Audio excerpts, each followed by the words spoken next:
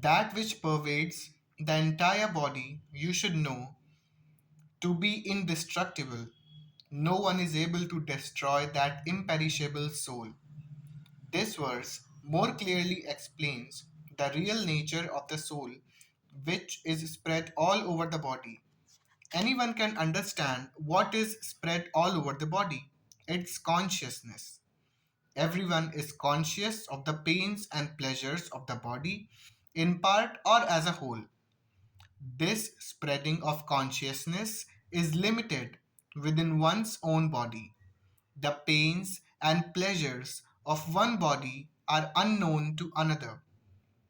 Therefore, each and every body is the embodiment of an individual soul, and the symptoms of the soul's presence is perceived as individual consciousness. This soul is described as 1/10,000th part of the upper portion of the hair point in size.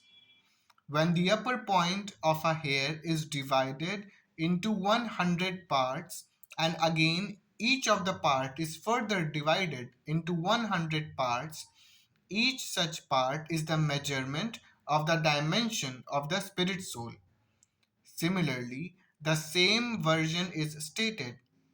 There are innumerable particles of spiritual atoms, which are measured as 1/10,000th of the upper portion of the hair.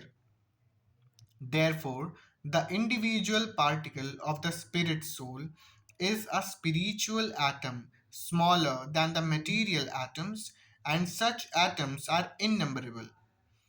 This very small spiritual spark is the basic principle of the material body, and the influence of such a spiritual spark is spread all over the body as the influence of the active principle of some medicine spreads throughout the body.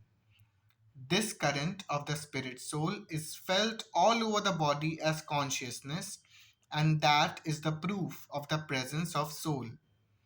Any layman can understand that the material body minus consciousness is a dead body, and this consciousness cannot be revived in the body by any means of material administration. Therefore, consciousness is not due to any amount of material combination but to the spirit soul. In Mundaka Upanishad, the measurement of the atomic spirit soul is further explained. The soul is atomic in size and can be perceived by perfect intelligence. This atomic soul is floating in the five kinds of air: Pran, Apan, Vyan, Saman, and Udan, is situated within the heart and spreads its influence all over the body of the embodied living entities. When the soul is purified from the contamination of five kinds of material air, its spiritual influence is exhibited. The Hatha Yoga system is meant for controlling the five kinds of air circling the pure soul by different kinds of sitting postures, not for any material profit, but for the liberation of the minute soul from the entanglement of the material atmosphere. So, the constitution of the atomic soul is admitted in all Vedic literatures, and it is also actually felt in the practical experience of any sane man.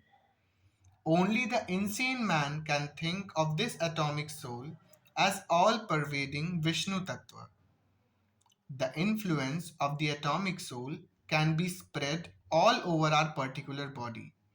According to Mundaka Upanishad, this atomic soul is situated in the heart of every living entity. And because the measurement of the atomic soul is beyond the power of appreciation of material scientists, some of them assert foolishly that there is no soul.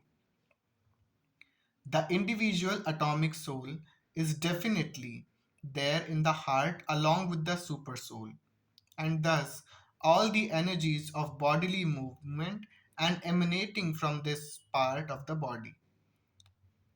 The corpuscles, which carry the oxygen from lungs, gather energy from the soul. When the soul passes away from this position, the activity of the blood generating fusion ceases. Medical science accepts the importance of the red corpuscles, but it cannot ascertain that the source of the energy is the soul. Medical science, however, does admit that the heart is the seat of all energies of the body. Such atomic particles of the spirit whole are compared to the sunshine molecules. In the sunshine, there are innumerable radiant molecules. Similarly, the fragmental parts of the Supreme Lord are atomic sparks of the rays of the Supreme Lord, called by the name Prabha or superior energy.